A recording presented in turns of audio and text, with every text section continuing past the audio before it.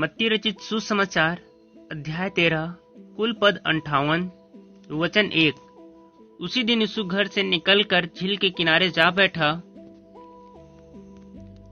और उसके पास ऐसी भीड़ इकट्ठी हुई कि वह नाव पर चढ़ गया और सारी भीड़ किनारे पर खड़ी रही।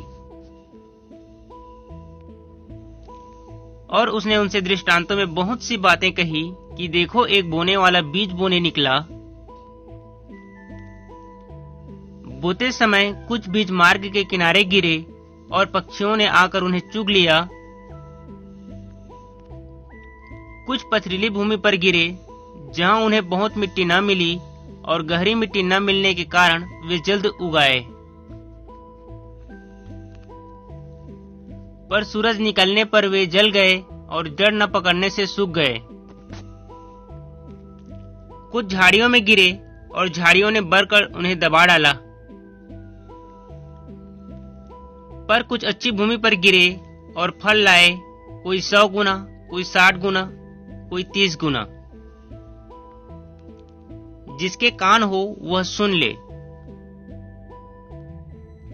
और चेलों ने पास आकर उससे कहा, तू उनसे दृष्टांतों में क्यों बातें करता है? उसने उत्तर दिया कि तुमको स्वर्ग के राज्य के भेदों की समझ दी गई है, पर उनको नहीं। क्योंकि जिसके पास है उसे दिया जाएगा और उसके पास बहुत हो जाएगा, पर जिसके पास कुछ नहीं है उससे जो कुछ उसके पास है वह भी ले लिया जाएगा। मैं उनसे दृष्टांतों में इसलिए बातें करता हूँ कि वे देखते हुए नहीं देखते और सुनते हुए नहीं सुनते और नहीं समझते।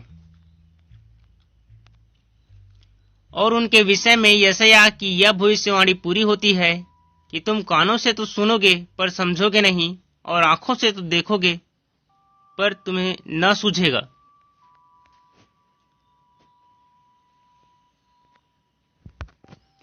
क्योंकि इन लोगों का मन मोटा हो गया है और वे कानों से ऊंचा सुनते हैं और उन्होंने अपनी आंखें मूंद ली है। कहीं ऐसा न हो कि वे आंखों से देखें और कानों से सुने और मन से समझें और फिर जाएं और मैं उन्हें चंगा करूं। धन्य है तुम्हारी आंखें कि वे देखती हैं और तुम्हारे कान कि वे सुनते हैं। क्योंकि मैं तुमसे सच कहता हूं कि बहुत से भविष्यद्वक्ताओं ने और धर्मियों ने चाहा कि जो बातें तुम देखते हो देखे पर न देखी, और जो बातें तुम सुनते हो सुने पर न सुनी। सो तुम बोने वाले का दृष्टांत सुनो। जो कोई राज्य का वचन सुनकर नहीं समझता, उसके मन में जो कुछ बोया गया था उससे वह दुष्ट आकर छीन ले जाता है। यह वही है जो मार्ग के किनारे बोया गया था।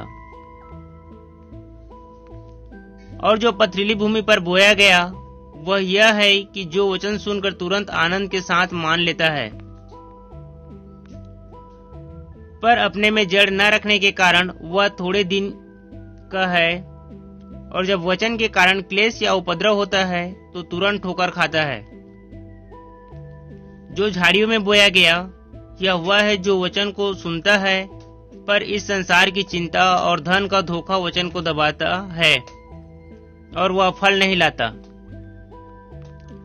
जो अच्छी भूमि में बोया गया वह यह है जो वचन को सुनकर समझता है और फल लाता है, कोई 100 गुना, कोई 60 गुना, कोई 30 गुना। उसने उन्हें एक और दृष्टांत दिया कि स्वर्ग का राज्य उस मनुष्य के समान है जिसने अपने खेत में अच्छा बीज बोया। पर जब लोग सो रहे थे तो उसका बैरी आकर गेहूं के बीच जंगली बीज बोकर चला गया। जब अंकुर निकले और बालें लगी तो उस जंगली दानों भी दिखाई दिए।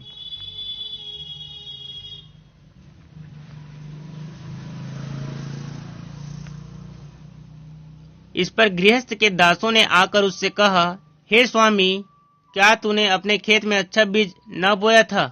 फिर जंगली दाने के पौधे उसमें कहां से आए?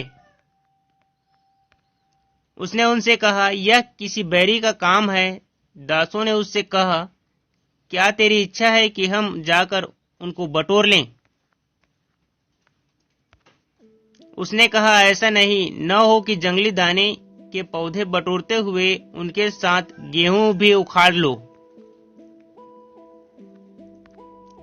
कटनी तक दोनों को एक साथ बढ़ने दो और कटनी के समय मैं काटने वाले से कहूंगा, पहले जंगली दाने के पौधे बटोर कर जलाने के लिए उनके गट्ठे बांध लो और गेहूं को मेरे खत्ते में इकट्ठा करो।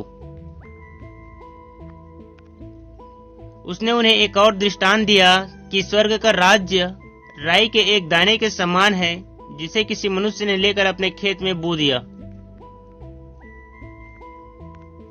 वह सब बीजों से छोटा तो है, पर जब बढ़ जाता है तब सब साग पात से बड़ा होता है और ऐसा पेड़ हो जाता है कि आकाश के पक्षी आकर उसकी डालियों पर बसेरा करते हैं। उसने एक और दृष्टांत उन्हें सुनाया कि स्वर्ग का राज्य खमीर के समान है, जिसको किसी स्त्री ने लेकर 3 पसेरी आटे में मिला दिया और होते होते वह सब खमीर हो गया।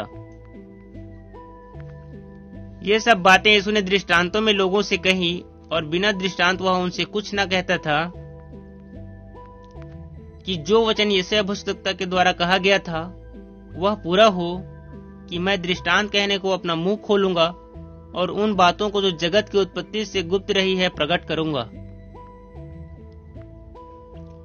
तब वह भीड़ को छोड़कर घर में आया और उसके चेलों ने उसके पास आकर कहा, खेत के जंगली दाने का दृष्टांत हमें समझा दे।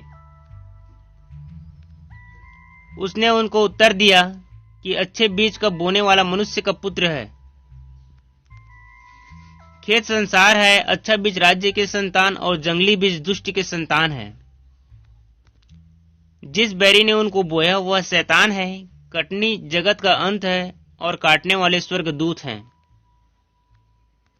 सो जैसे जंगली दाने बटोरे जाते और जलाए जाते हैं, वैसे ही जगत के अंत में होगा। मनुष्य का पुत्र अपने स्वर्गदूतों को भेजेगा और वे उसके राज्य में से सब ठोकर के कारणों को और कुकर्म करने वालों को इकट्ठा करेंगे और उन्हें आग के कुंड में डालेंगे। वहां रोना और दांत पीसना होगा।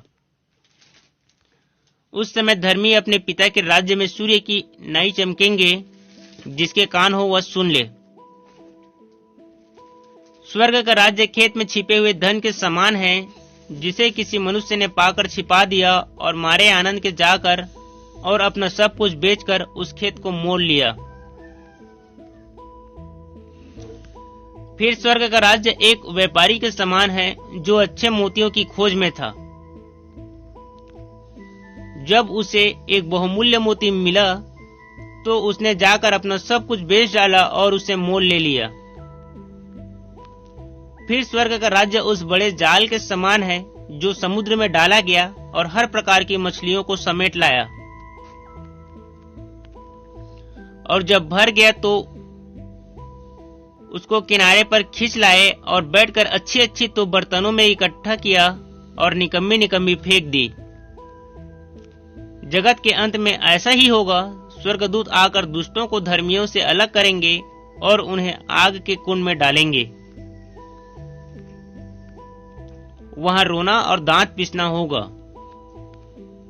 क्या तुमने सब बातें समझी?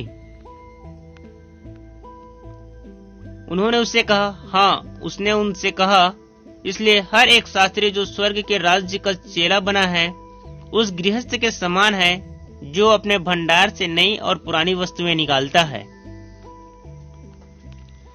जब यीशु ये सब दृष्टांत कह चुका तो वहां से चला गया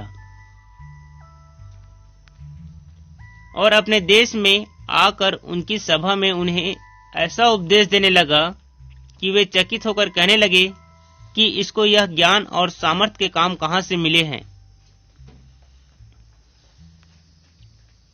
क्या यह बढ़ाई का बेटा नहीं? और क्या इसकी माता का नाम मरियम और इसके भाइयों के नाम याकूब और यूसुफ और सामोन और यहूदा नहीं? और क्या इसकी सब बहनें हमारे बीच में नहीं रहती? फिर इसको यह सब कहां से मिला? सो उन्होंने उसके कारण ठोकर खाई। पर यीशु ने उनसे कहा, भविष्यद्वक्ता अपने देश और अपने घर को छोड़ और कहीं निरादर नहीं होता। और उसने वहां उनके अविश्वास के कारण बहुत सामर्थ्य के काम नहीं किए। हालेलुया। सबको जय मसीह की।